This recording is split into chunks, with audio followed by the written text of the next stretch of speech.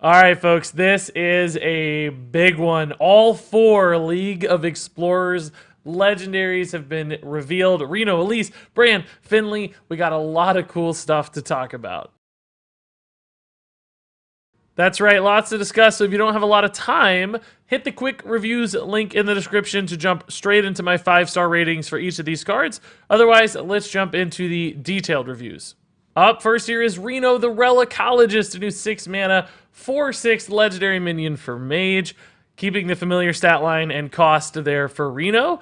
And that's not the only thing familiar. The battle cry reads, if your deck has no duplicates, so the same conditionality of Reno in the past, deal 10 damage randomly split among all enemy minions. So as you can see, Reno this time around has got himself a little mage Gatling gun cannon of some sort, and apparently he's using that to blow up your opponent's board. So this is a great swing card potential, right? And it can deal with lots of different sorts of boards. You know, it can kill 3/3/3s, for instance, or maybe 2/5/5s, or a single 8/8. And I think that's what gives this card a lot of interesting power, is because it has that flexibility to address all kinds of different things. And you might think, well, like, oh, that's like Avenging Wrath. Not exactly, because it's not hitting face. It's a little bit more like a Volcano, but also, Volcano targeted your own minions. This is only hitting enemy stuff, and you're getting a 4/6 body. So an enormous way to just flip a board in your favor. I think about it almost more like a Firelands portal, right? But way better, and the potential to do a lot more stuff. Now, clearly, because this is a randomly split sort of damage, it could backfire. If your opponent had, like, 15 health and minions out there, it could line up in a way where nothing actually gets killed. And that would be a pretty big fail situation for a card like this. It needs to be able to swing and kill a couple minions. But there are so many other scenarios where this is going to work perfectly. Now, the challenge for a card like this is, I don't know if this effect is big enough to make up for the restriction, because you have to have no duplicates. And historically, we've seen that means you really do need to build your deck that way. It can't just be a scenario where you wait till the end of the game and you play it once you've drawn all of your duplicates. That's not a reliable kind of thing to do. Wouldn't make a card like this very strong. So you are restructuring your entire deck for an effect that I wouldn't necessarily say is game winning. The Reno heal of old was so big and just so powerful, and would steal victories away from your opponents and give you a whole second lease on life, that was worth it usually. Not even always, but in a couple cases, it was worth it to run Reno, and you could build a deck, and you didn't feel too bad. With this one, I don't know if it's worth it. So without some other additional support pieces that come in to fill in the gaps to make other powerful plays possible when you don't run duplicates, I don't know if Reno enough is reason to get there. Definitely a strong card when it works, and I think it's a very powerful swing opportunity, very influential sort of card when it does hit the board, but enough to totally change your game plan? That I'm not so sure about. So I have some hopes, but I also have some questions when it comes to Reno the Relicologist. So up next here we have Dinotamer Brann, another familiar stat line this time around, but a very different cost. Coming in at 7 mana, this one's a Hunter card, and the battle cry reads, if your deck has no duplicates, summon King Crush.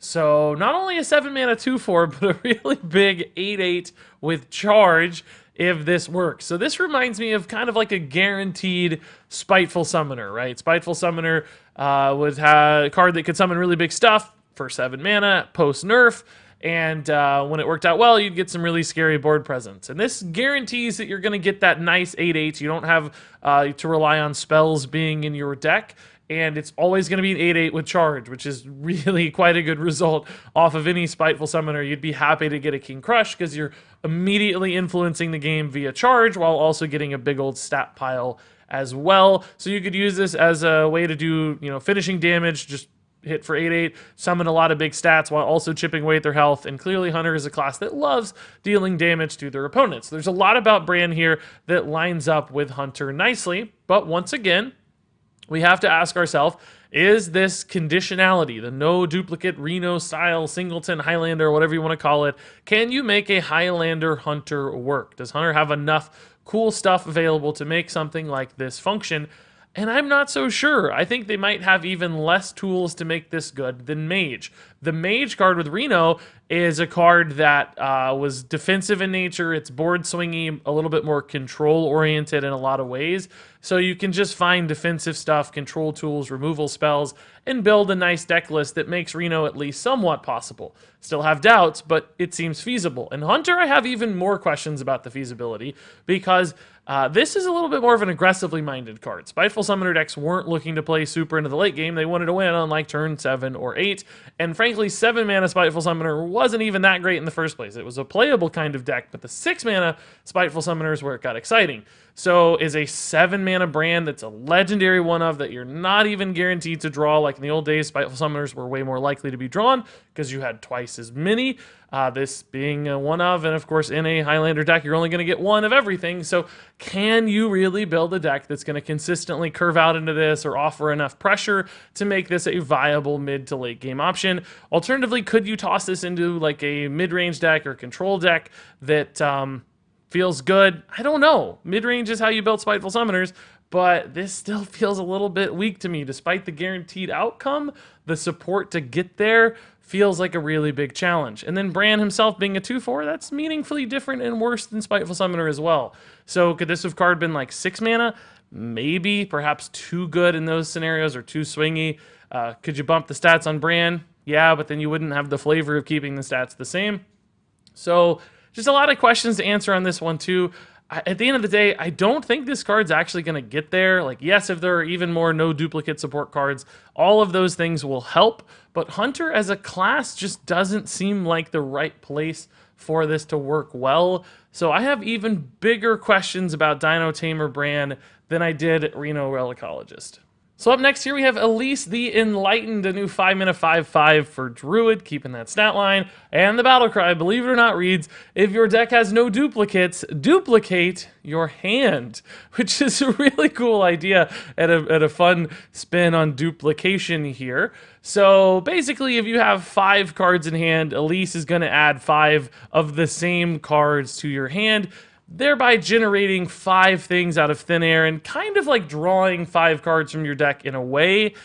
Because they are cards you like, you're running them, it's not like you're just discovering random stuff. These are cards that you knowingly ran, which is generally going to be good.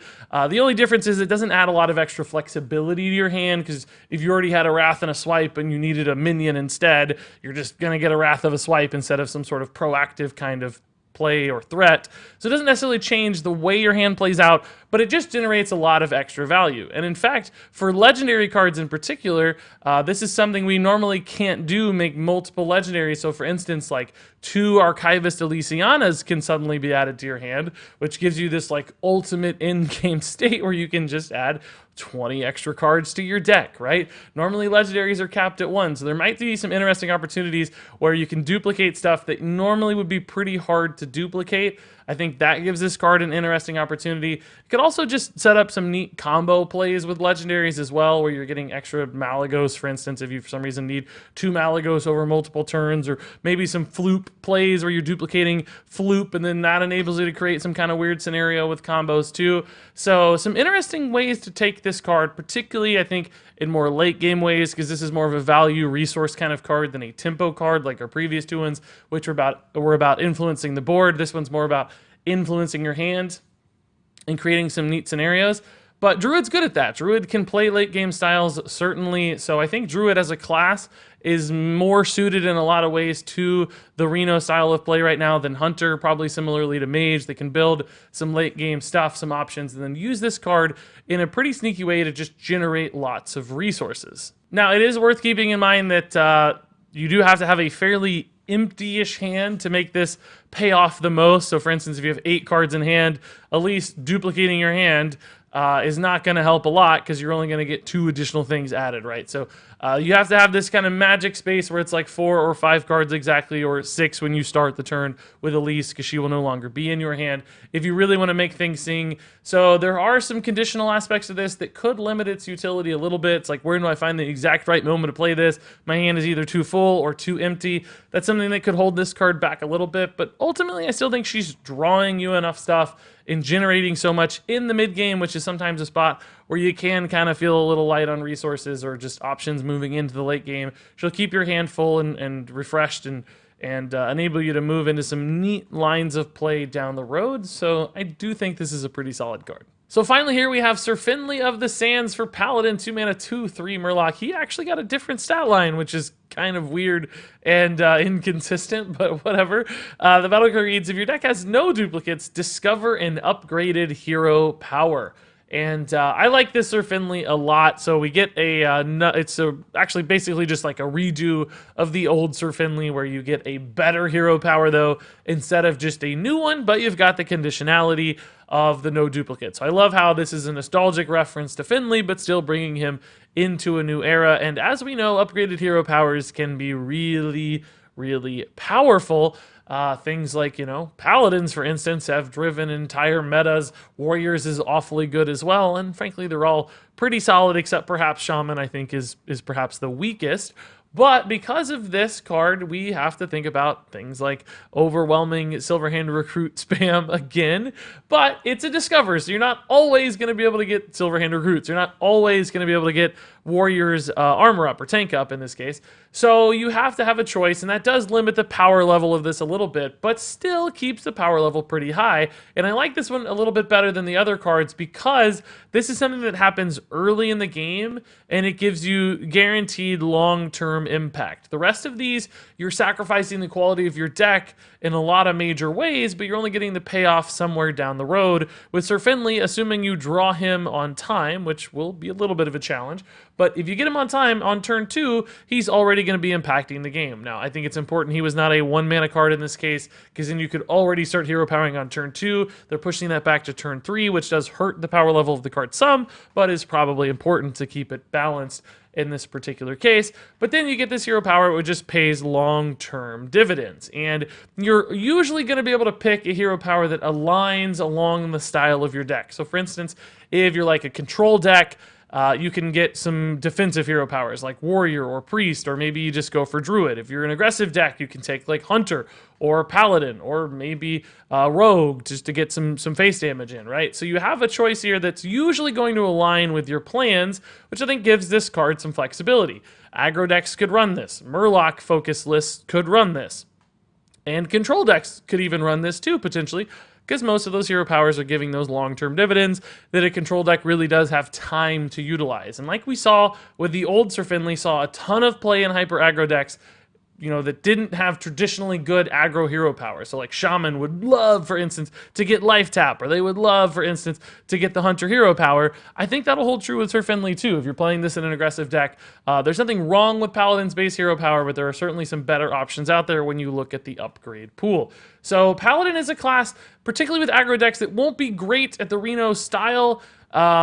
It's hard to build a really good aggro deck only running one-ofs, because there just aren't enough good, high-powered, low-cost minions available to either the class or the neutral set. So it's going to be difficult to make this an aggro deck, but maybe once there are, say, 6 expansions in the standard format rotation instead of only, which we currently have 4 or 5, then it might get a little easier near the end. So we might see that before the rotation of the next set of expansions. But in the meantime, this could still fit nicely in some mid-range decks. Maybe some control Paladin out there just wants to get tank up occasionally, and this card makes a lot of sense. So to me, it absolutely looks incredibly strong and playable and powerful, and maybe the best of all of these cards, just because I think it has the most early game consistency and reliability, despite being a legendary that you have to draw. Still a lot of long-term upside on this card. And there you go, that wraps it up for these reviews. Now let's jump into the quick reviews. Reno the Relicologist is a 3-star card. Dinotamer Brann is a 3-star card. Elise the Enlightened is a 4-star card. Sir Finley of the Sands is a 4-star card. And there you go, folks. I'm curious to see what kind of support we get for these cards. I'm assuming there's going to be a little bit added that make this Reno Singleton Highlander style of play a little more sensible for these options. I don't think any of these cards are single-handedly enough to necessarily drive that style of play, particularly in smaller standard format rotations when there are fewer expansions and therefore fewer good cards available. But there's always hope moving into the next expansions that these get there anyway. The payoffs are still a little bit limited in some cases, but all of them seem playable if things line up. Some just a little bit stronger than others, and that's why they got from 3 to 4 stars. That said, I want to hear your thoughts. Do you guys think these cards are a little better, a little worse? Share your takes in the comments below. But until then, thanks so much for watching, and until next time, game on.